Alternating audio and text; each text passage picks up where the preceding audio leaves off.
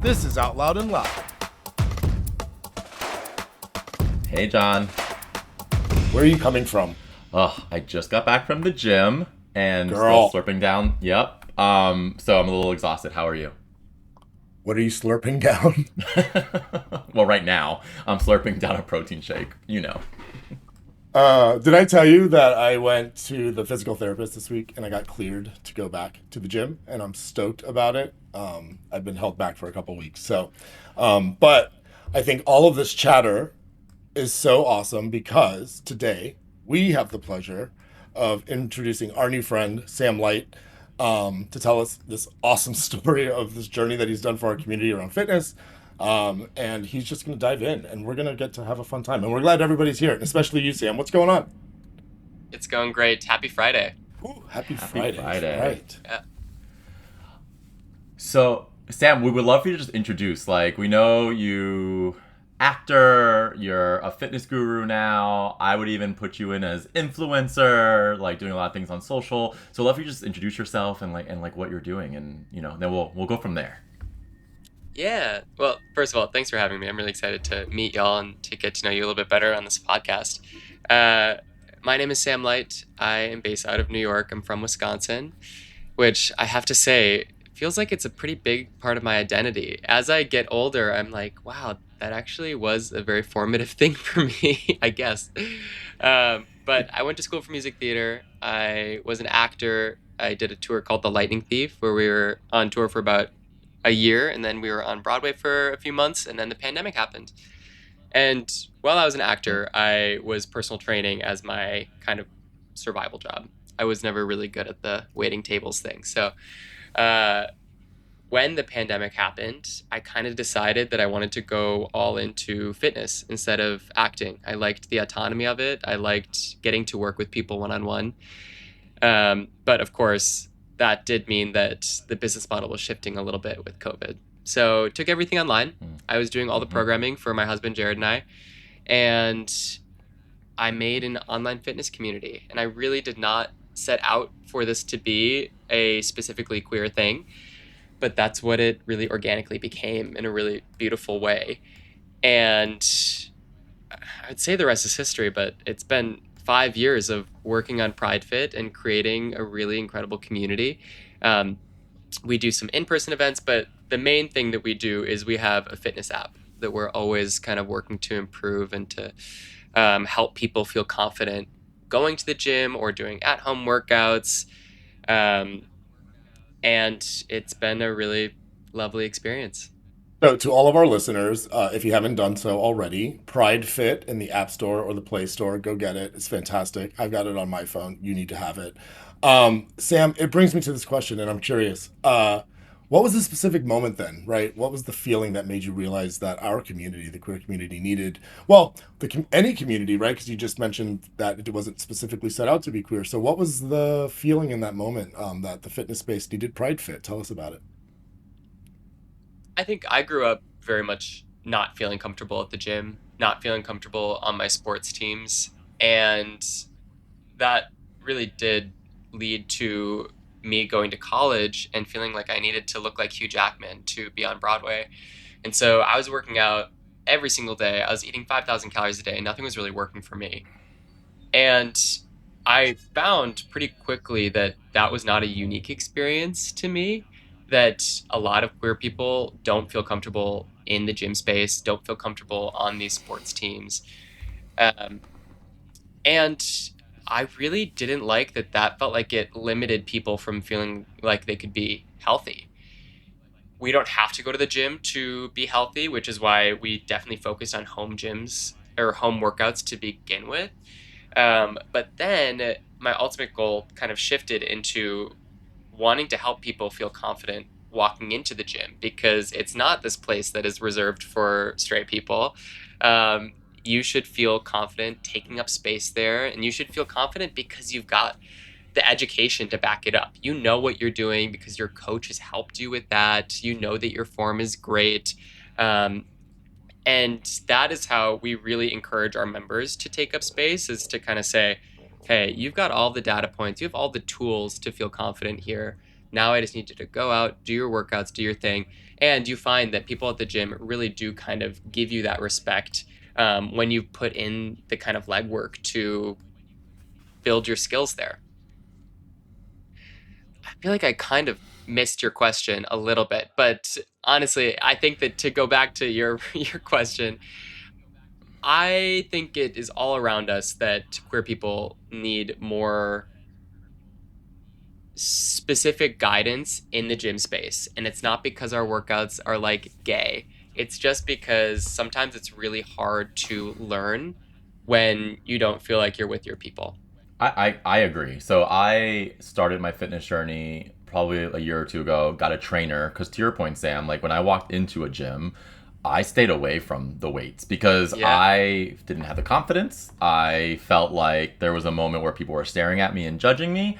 So I love that you're creating this space to help build that, because I do feel like we all have that in us until we overcome it. And then I quickly learned, my trainer was like, just so you know, 50% of the people on this floor are doing it wrong. So totally.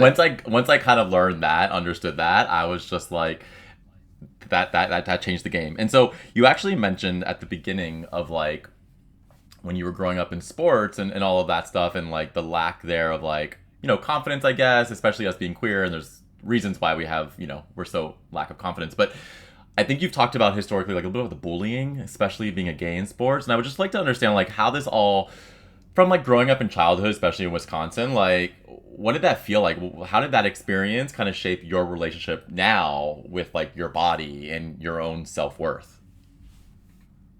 Yeah, I one of my first sports that I did was gymnastics, and I was so excited to do it.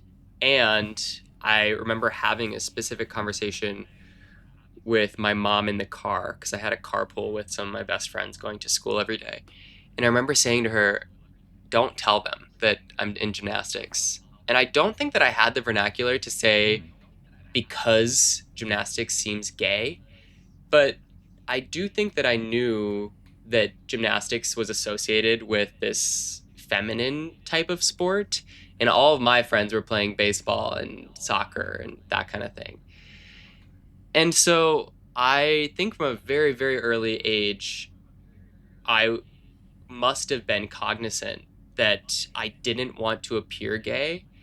And I really enjoyed physical tests, but I needed an outlet that was going to be conducive to me not being self-conscious all the time, which is definitely what I felt like for most of the sports that I played. When I played football in middle school for 2 years, and I felt like a fish out of water, not to mention that the people who I was playing with were just like the complete assholes of the time. Like they were like the people who were like, you can't come trick or treating with us because you're gay, or like I've said this before. I had one of my middle school bullies would call me Sunshine from Remember the Titans, and I remember that really sticking with me of just being like, I don't know what I can do to prove to you that I'm not gay. I was, but. I remember that being a big part of my identity, trying to prove that I was not gay. You touch on this bullying aspect, and I know I was a child who was heavier set. My fitness journey seriously didn't begin until 2.5 years ago, where we've spoken about it here on the podcast. I've dropped 125 pounds. Wow, I did it congratulations. naturally. No, thank you. I appreciate that, Sam. No slam to anybody out there who are using other means to losing weight, but I really needed to. I felt finally that I needed to understand my body, and I needed to understand how my body was working, food wise and moving, and I'd really like done some incredible work that I'm really proud of personally. But it had a lot of overcoming of mental capacities that were being cognitive levels that were being taken up in my mind, shame, bully, what other people thought about me, and then of course layering in just the nature of the gym being so intimidating for somebody who doesn't know what they're doing. Right? I think there's a lot there. So thank you for all the work that you've done there. I will say this is a really important part of fitness that people don't really talk about enough, and that is that you're not really going to be making these sustainable habit shifts until you get to the root cause of why you haven't been able to in the past. So, what you just touched on is so important. You coming to terms with emotionally and mentally what your roadblocks were Yeah. and facing them head on is the only way for you to start shifting those habits.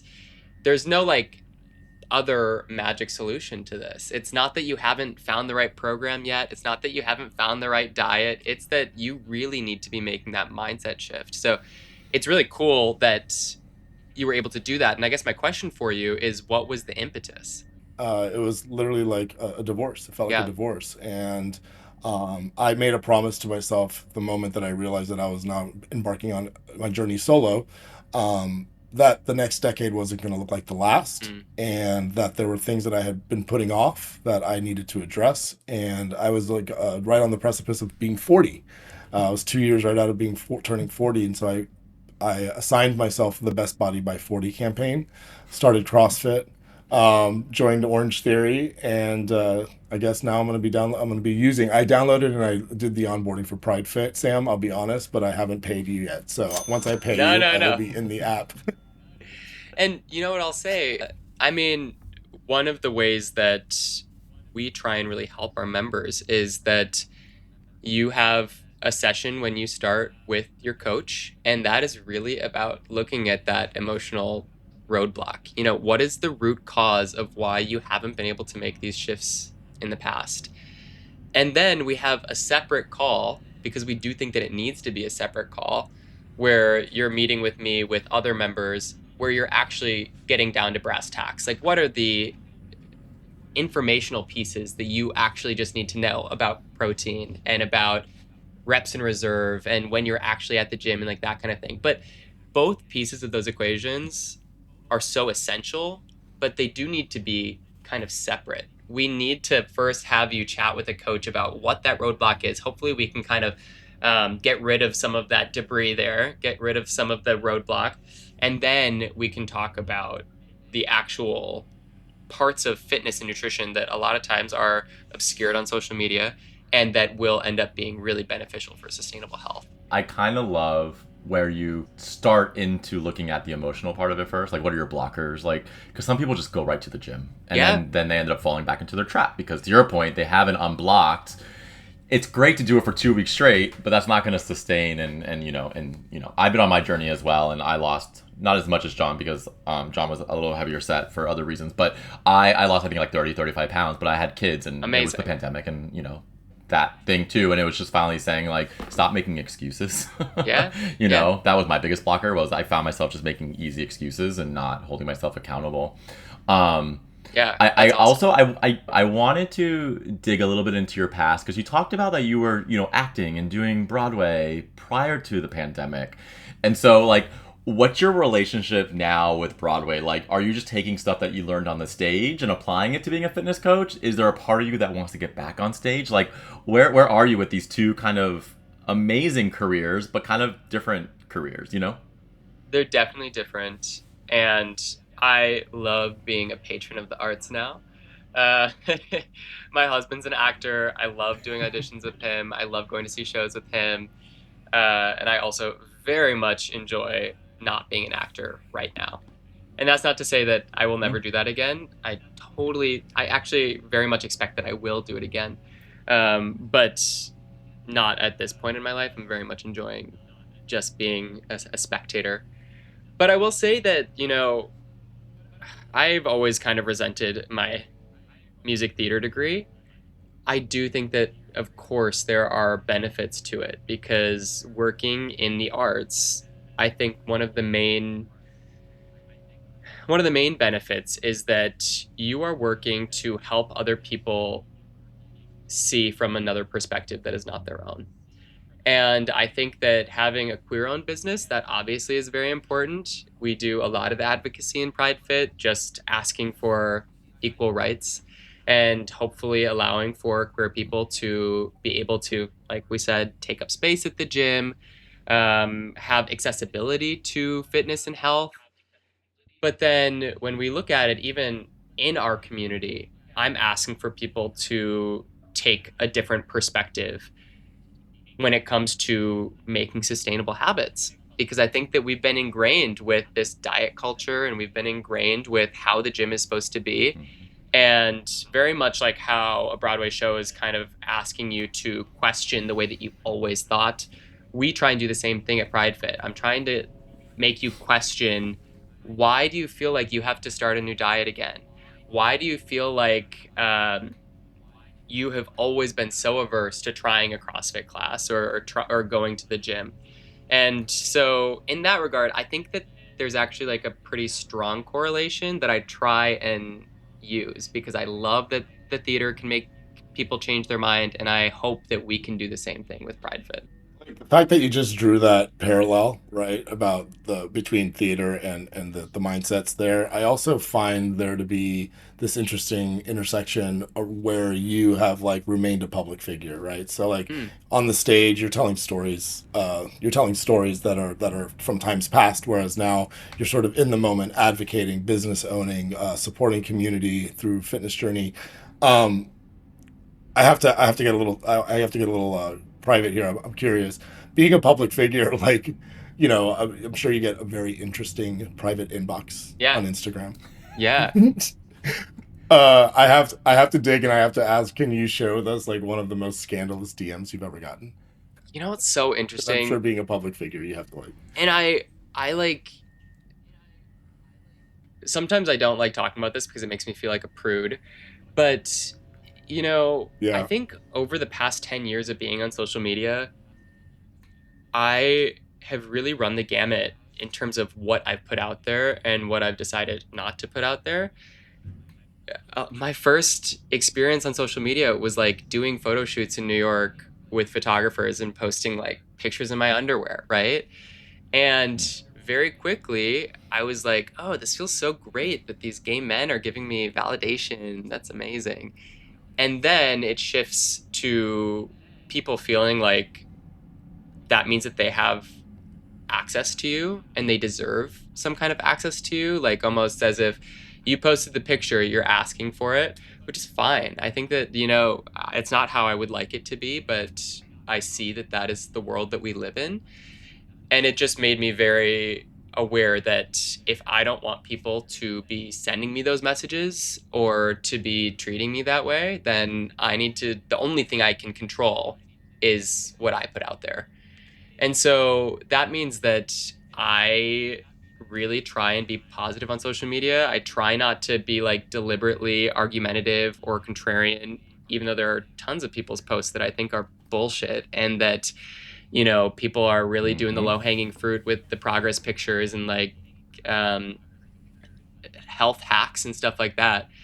But I don't want to engage with that because that's not the energy that I want to bring back to my DMs. So as much as I would like to give you like an example of like the most risque thing, like what you are thinking is in my DMs has probably been in my DMs. I just really do mean it when I say I try and curtail that as much as possible, because I don't enjoy that, you know? Answer, yeah. Yeah, I mean, I think it's the right answer, right? Like, I think it's gonna happen. Like, your DMs are probably filled with a ton of dick pics that you don't even want to see. Totally. But at the end of the day, they're and coming who your cares? way. Like, So I think don't it's like get interesting. offended by that. I'm like, Right. it's fine. But I'm not gonna engage with it. You know, like, I'm like, okay. Correct. Pull your pants up, boys. Pull your pants up. And get to the gym.